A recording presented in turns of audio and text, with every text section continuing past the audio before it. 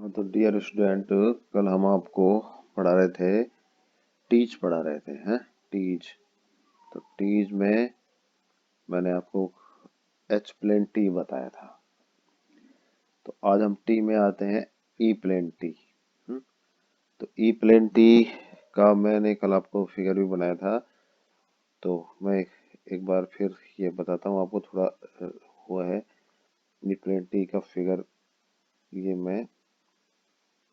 ये फिगर है ई plane T का। ये देखिए, ये वेवगाइड है और इस वेवगाइड की ये नैरो, ये वाली नैरो आर्म थी ये, और ये नैरो साइड थी, और ये इसकी वाइड साइड है ये। तो इसमें वाइड साइड में हमने कटर लगाया और एक वेवगाइड को ऊपर वेल्ड कर दिया, तो ये ई प्लेन टी बन गई। तो ई प्लेन टी में हमने ये वेवगाइड लिया और इसके वाइड डायमेंशन में ऊपर तीसरा पोर्ट लगा दिया। तो ये पोर्ट नंबर 1 तो यहाँ, और पोर्ट नंबर 2 यहाँ, और पोर्ट नंबर 3 यहाँ। तो इसका जो फिगर है, मैं एक बार फिर जैसे आपको फिर मेरे हाथ से बना के बताता हूँ। ये ये मान लीजिए वेवगाइड है। वेवगाइड बनाता हूँ मैं पहले।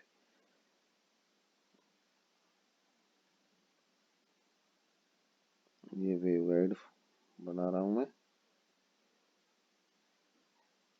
ये वेवगाइड बनाया मैंने, मान लीजिए ये वेवगाइड है। तो ये वेवगाइड की ऊपर वाली आर्म है, ये वाइड आर्म है। ये वाली जो आर्म है ना, ये वाली साइड है जो वाइड साइड है। और मैं क्या करता हूँ, अब इसमें एक कट लगाता हूँ। ये मान लीजिए मैंने इन 4 पॉइंटों से ऐसे कट लगाना चाहता हूँ मैं।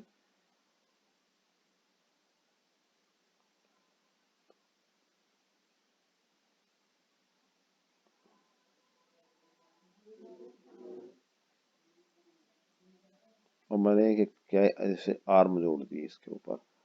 हम्म तो वेवगाइड को मैंने इस तरह से एक ऊपर की तरफ पोर्ट 3 जोड़ दिया। ये वेवगाइड का टुकड़ा है, तो पोर्ट 1, ये पोर्ट 2, और ये इधर से पोर्ट 3।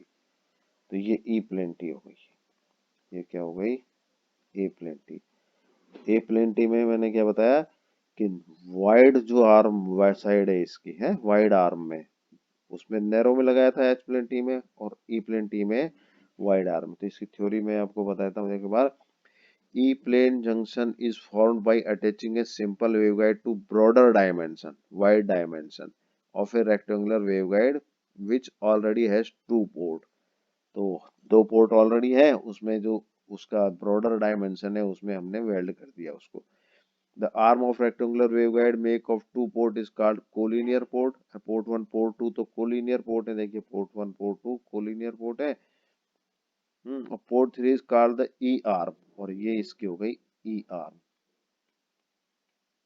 कल वाली जो एच आर्म बताई थी मैंने आपको, तो ये ई आर्म हो गई। तो यही क्या कहलाती है? ई प्लेन टी और ई टी। तो axis of the side arm is parallel to the electric field. अब देखिए इसमें जो इसकी एक्सिस है ना, वेवगाइड की एक्सिस, ये वेवगाइड की एक्सिस ये है। ये वेवगाइड की एक्सिस होती है इस डायरेक्शन में जो अपन ने अटैच किया है वेवगाइड। और ये इसमें जो पैरेलल है इलेक्ट्रिक फील्ड की, ये ओरिजिनल वेवगाइड है हमारा पोर्ट 1 से पोर्ट 2 तक, उसका इलेक्ट्रिक फील्ड इस एक्सिस से पैरेलल है। तो एक्सिस ऑफ अटैच्ड वेवगाइड, यानी कि port 3 is parallel to original waveguide, या जो है पोर्ट 1 से पोर्ट 2 था।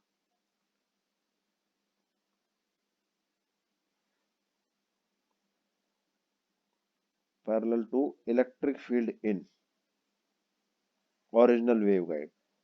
तो इस वेव गाइड में पोर्ट 1 से पोर्ट 2 में इलेक्ट्रिकल फील्ड हम जानते हैं कि ये इस तरफ होता है, इस तरफ होता है ना। तो यही एक्सिस है और यही इसकी इलेक्ट्रिक फील्ड की डायमेंशन है। तो ये वाली इंपॉर्टेंट चीज है, ये एच आर में, और वहां पर ऐसा नहीं होता था, वहां मैग्नेटिक फील्ड की डायरेक्शन में होता था, मैंने एच आर में बताया था। तो cross sectional detail of E plane T can be understand इस फिगर से हम बता सकते हैं। तो ये आपको ई प्लेन समझ आ गया होगा, और ई नाम क्यों आया इस टी का ये भी आपको समझ आ गया होगा। तो मैंने आपको ई प्लेन टी का ये बता दिया। अब मैं scattering matrix of E plane T बताता हूँ। यहाँ पर एक चीज और देखिए, ई प्लेन टी में माइक्रोवेव फील्ड इंसिडेंट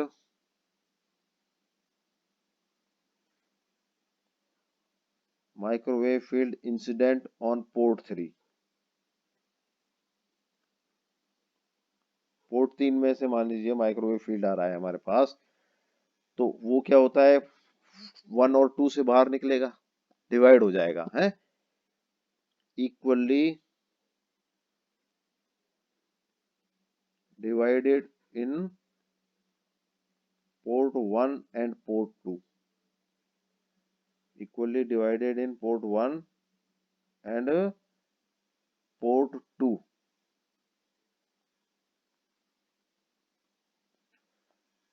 तीन नंबर की जो पोर्ट में से इलेक्ट्रिक फील्ड आ रहा है, जो मान लीजिए ये 3 नंबर का पोर्ट है, यहां से इलेक्ट्रिक फील्ड आ रहा है,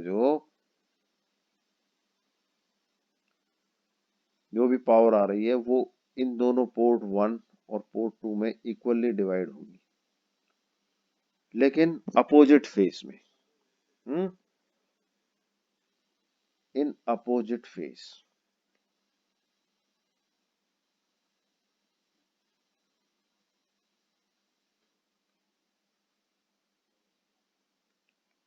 और 180 डिग्री फेस। अगर एक में इलेक्ट्रिक फील्ड इस डायरेक्शन में है, माइक्रोवेव फील्ड, तो दूसरे में इलेक्ट्रिक फील्ड इस डायरेक्शन में होगा, अपोजिट हो गए ना। इसमें से मान लीजिए इलेक्ट्रिक फील्ड इस तरह से इस तरफ से आ रहा है, तो ये दोनों में इस तरह से डिवाइड होगा। तो यहाँ पर ये ई प्लेन टी की खासियत है, ये ई प्लेन टी में। एच प्लेन टी में ऐसा नहीं होता था, वहां पर सेम डायरेक्शन में होता था, अपोजिट डायरेक्शन नहीं होता था। तो ये खासियत क्या है कि इसका स्कैटरिंग पैरामीटर S13 यानी कि 3 से 1 पोर्ट में पावर बराबर होती है S23 यानी कि 3 से 2 पोर्ट में पावर। और ये बराबर तो होती है लेकिन अपोजिट फेस में होती है। तो ये इसकी एक इंपॉर्टेंट प्रॉपर्टी है ई आर्म की। वहां पर S13 equal two plus S23 H arm में, लेकिन यहाँ ये इस तरह का होगा। तो ये एक चीज ध्यान रखिए। अब हम scattering matrix of H plane,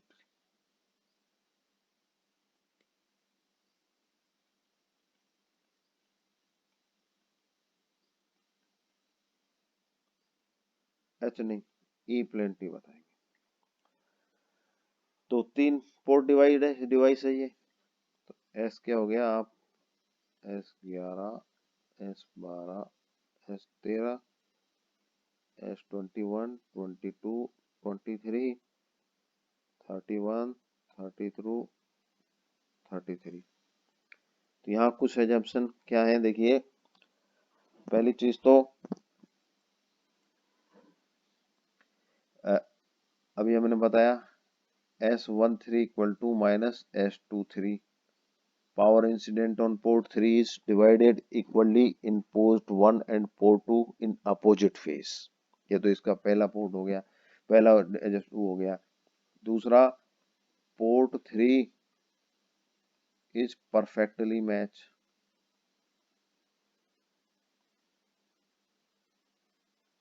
यानी कि S33 इक्वल टू 0। और S matrix is symmetric matrix. S matrix क्या है,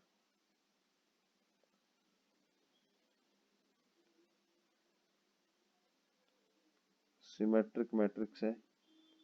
इसका मतलब S12 equal to S21, S13 equal to S23 और S23 नहीं S31। ये क्या होगा? S31 और S23 इक्वल टू S32। ये सिमेट्रिक मैट्रिक्स की पहचान है, ये एलिमेंट है ना, तो उनका ऑर्डर बदल दें तो सेम रहते हैं। तो अब हम इन चीजों को इस मैट्रिक्स में लिख लें, मान लीजिए, तो क्या हो जाएगा? S11, S12, S13, S21 equal to S12, S22 लिख दिया, S23 इक्वल टू S32। ये क्या होगा? S23 लिख लूँ मान लो, मैं चलो S23 लिख लेता हूँ। हाँ, S13, S23, 32 इक्वल टू 23, और ये परफेक्टली मैच। अब मैं इसको एक बार और थोड़ा सा रीअरेंज करके लिखता हूँ। S11, S12, S13, S12, S22, S23 equal to minus S13। देखिए S23 equal to minus S13, तो मैं इसको लिख लेता हूँ माइनस S13। ऐसे S13, S23 equal to minus S13, 0। तो ये मेरे पास S मैट्रिक्स आ गया इसका। अब मैं इसमें थोड़ी प्रॉपर्टीज का यूज करता हूँ, यूजिंग प्रॉपर्टीज।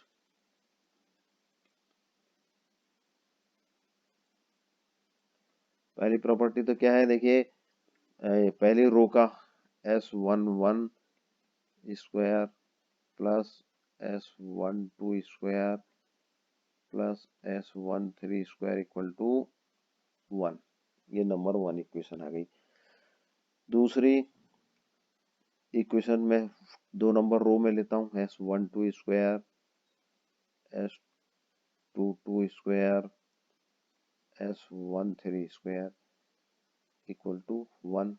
ये रो नंबर 2 लिया, और 13 स्क्वायर और S13 स्क्वायर इक्वल टू 1। तो ये तो रो 1 से लिए है, ये R1 की प्रॉपर्टी है, ये R2 की प्रॉपर्टी है, और ये R3 से लिए। और अब मैं एक R1 और R3 की एक कंबाइंड प्रॉपर्टी भी ले लेता हूँ, S11, S13 star plus S12। देखिए मैं इसको माइनस करूंगा इसको, और S13 स्टार इक्वल टू 0।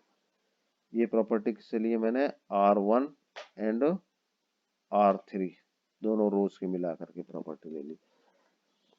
तो अब हम इन प्रॉपर्टीज का यूज करके देखें, तो इन प्रॉपर्टीज का यूज करके देखें तो हमारे पास क्या आ जाएगा? देखिए, आप ये इक्वेशन मान लीजिए 1 नंबर इक्वेशन है, ये 2 नंबर है, ये 3 नंबर इक्वेशन है, ये 4 नंबर इक्वेशन है। तो पहले तो 4 नंबर इक्वेशन को देखिए आप।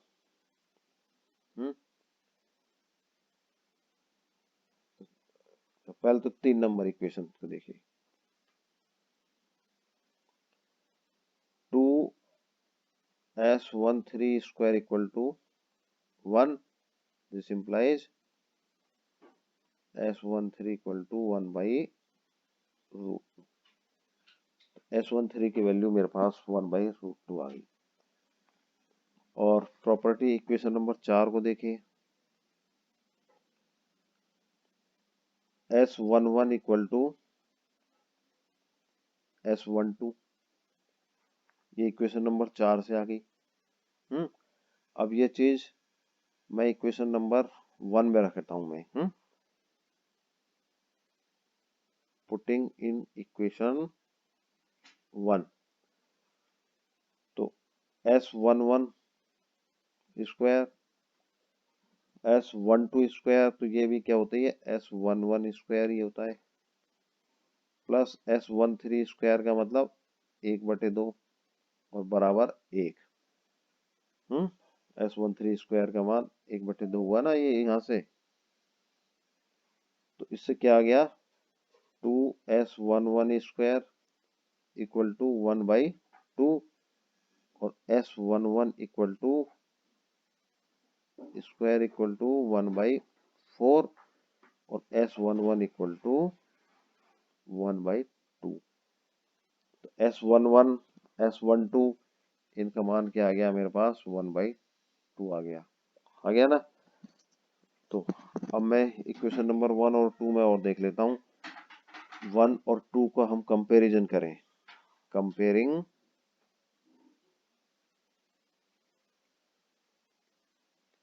Equation number 1 and 2। तो आप देखिए 1 3 कॉमन है और 1 इक्वल टू 1 2, तो 1 S11 S12 के बराबर आ गया ना, क्योंकि ये कॉमन है और 1 2 कॉमन है, तो S11 इक्वल टू S22, तो S11 इक्वल टू S22 और ये सब 1/2 के इक्वल है।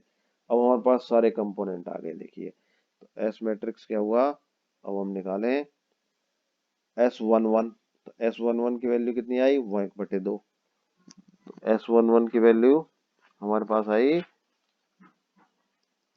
1/1/2।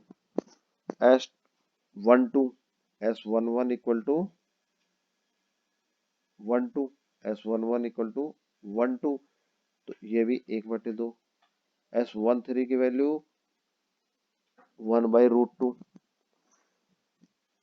यहाँ पर फिर S13, देखिए S12 की वैल्यू 1/2, S22 की वैल्यू फिर 1/2